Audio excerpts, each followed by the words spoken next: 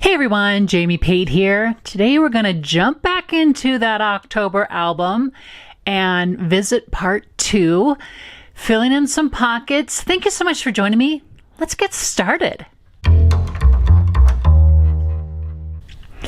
All right, so like I said, jumping back into getting these pockets filled. I started this in part 1. We're continuing here in part 2.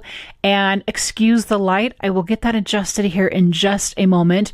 Right now I'm struggling to put in some journaling, and it's easier when you grab the photo from the previous page and slide them back in together. And that's what I did here. I grabbed the photo from the front page, added the journaling to the back, and it just slides in better. Just a little free little tip there. Okay, this little embellishment pocket part, I started it in the last video, and I'm continuing it here on the other side.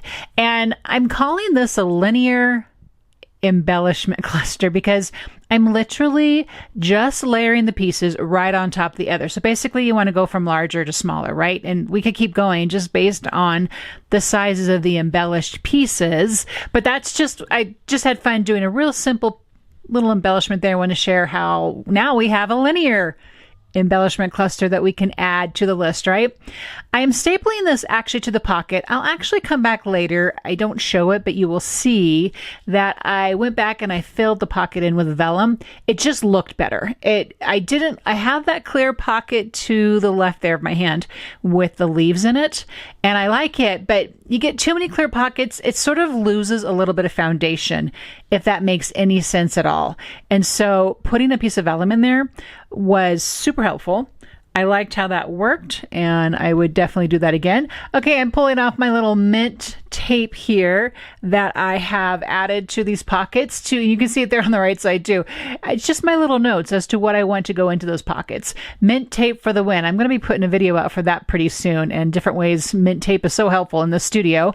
Real quick here, I am backing this 3x4 photo with a piece of, I believe it's Curator's Meadow from 49 and Market. And then this way it's perfectly backed when you adhere it to the photo and then you just trim the paper away. I'm showing here that I'm using an additional strip from Curator's Meadow. I showed you in the unboxing video when I shared 49 and Market Spice, how, and a lot of manufacturers do this, how there are just really interesting decorative pattern pieces on the back of the manufacturer strip. And so what I should have done is distressed it before I put it on the 3x4 card, but I didn't do that. Okay, this book here is my sketchbook that also holds samples to pattern papers and solid color papers. And I don't do this with all of my embellishments, but this is, I believe, this is also Curator's Meadow, ephemera. There we go. And it was getting pretty broken down, and I went ahead and added it to it. When you use the dot adhesive, it doesn't completely stick. It just comes off so easy, and it's a great way to be able to see everything. I got that from Juicy Christians. She's a feed on Instagram. She started doing that, and I'm like, let me see if that works. And like I said, haven't done it to everything, but I do like what I have added in there. This is your classic embellished clusters 101 happening right here on this far pocket. I think it's fun to have at least a pocket on your pocket spread that is outside of the pocket. I actually have a couple. What I decided here is I'm putting the photo, which also has the background paper, back into the pocket. Then I will build the clusters on the top of the pocket, and it will still obviously be outside the pocket. Boy, how many times can I say pocket in a paragraph? Quite a few here, since we're working in a pocket page, which is pretty unique to my October album as well as my December album. This acetate foliage, boy, when you get this, you get tons of it. I've put that in place. Let me get back to that in a minute though, because I want to share, this is the 1mm foam adhesive. It's new and it still has dimension, but not a whole lot. At 1mm, it's pretty thin. So I'm loving this because I still have it popping off my surface, but not a lot of bulk. And so it just depends where you need that. It kind of changes every time. As I am deciding where this card is going to go, this mushroom card, which I think is so cute and which I think just went with all the colors here on this page, I realized that the foliage there was getting blocked completely. And so because I'm working outside the page, it can go on the outside of the parameters there. And so that's a lot of fun. And then I decided, okay, that looks a lot better. You can see that foliage kind of popping out. I had stapled a tab on there. I'm tucking in another one. These are die cut pieces that I've done a while ago, and they were just in my stack and sort little tray. And so that little pattern, that plaid theme, is predominant right now on these pages. There's just a little bit here and there, and I'll be using it again in a moment.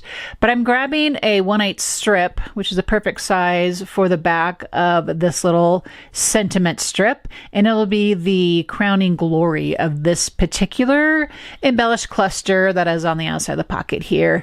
And refer to that link in the description if you have not watched any of the embellished clusters. I have a whole series on the channel.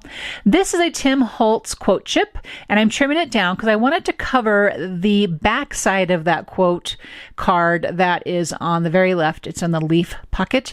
And so I actually would end up going back and trimming it a little bit more. But once you trim it, and then if you sand it a little bit, it looks just like it did before. It doesn't even look like you've cut it. So that's a great way to make use of that yet again. So now I'm deciding what to do with this bottom corner, this bottom pocket rather. And I shared in the first video how I'm fine with leaving some of these spaces empty, because I will come back and I will realize this is exactly what I want to go in that pocket. So I trimmed some more of that plaid from the cozy. I covered it with a 3x4 piece of vellum because one of the other things I wanted to add to this book was poems and different quotes. And so I came across this poem, Why I Like October. I'll actually make that a download that's free in the blog post that accompanies this. I typed it out, and now I'm going to trim it in journal strips. And so I'm using this mini guillotine here just to go through and make them just as slim as I can without them being too slim.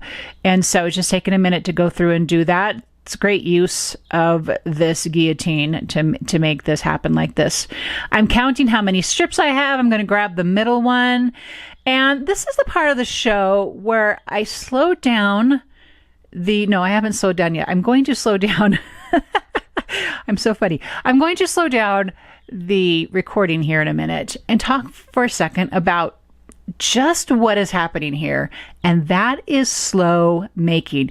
You might have heard of slow fashion. You may have even heard of slow productivity. I think slow is like the new catchphrase. For whatever reason, we do everything at breakneck speed, and I've been processing through why do we do that.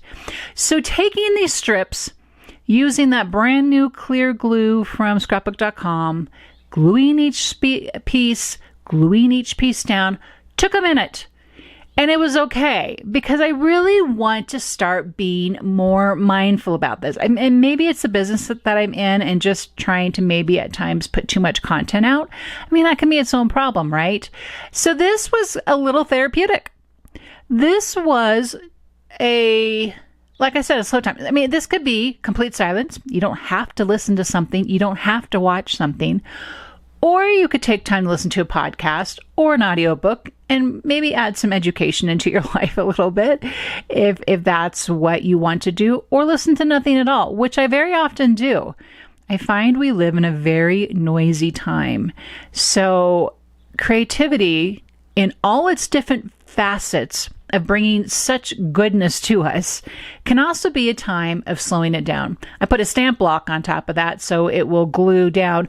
The vellum warped just a little bit, but obviously when it gets tucked into the pocket here, it will then of course flatten. That's just the nature of a wet adhesive on vellum. Vellum is going to react, but it didn't, what do I want to say? It didn't make any difference to the vellum at all, especially since it's sitting in a pocket. And yes, I'm fuddling here a little bit, getting this piece into the pocket. I finally get a piece of cardstock and give myself a better way to get that in. So now this page is done, and I'm so happy that it's done the way I wanted it instead of just throwing something in that pocket space. And now this is going to be done. And here's my little trick for this today. I love this piece of pattern paper from the Cozy. It oddly just really connects with all the photos in these pockets, I want to say, as well as that cutie little mushroom card. And so I'm just leaving it. I'm not adding anything to the top of that pocket for now. I don't have any more journaling that I think I want to add. I don't even have any more embellishments that I think I want to add. There's 3 pockets of embellishments on that page already. I'm good. I could probably come through here and another time and maybe see that. Maybe I want to put something on it. Maybe I won't. But that is part 2 of this October album. Thank you so much for watching. If you're interested in any of the supplies, they are listed along with additional videos in the description. And let me know too, are you working on an October album? Is it at a pocket page? Did you make your own journal? How's it going for you? I'm loving it. I love this slow making and creativity, and I'll see you in the next video.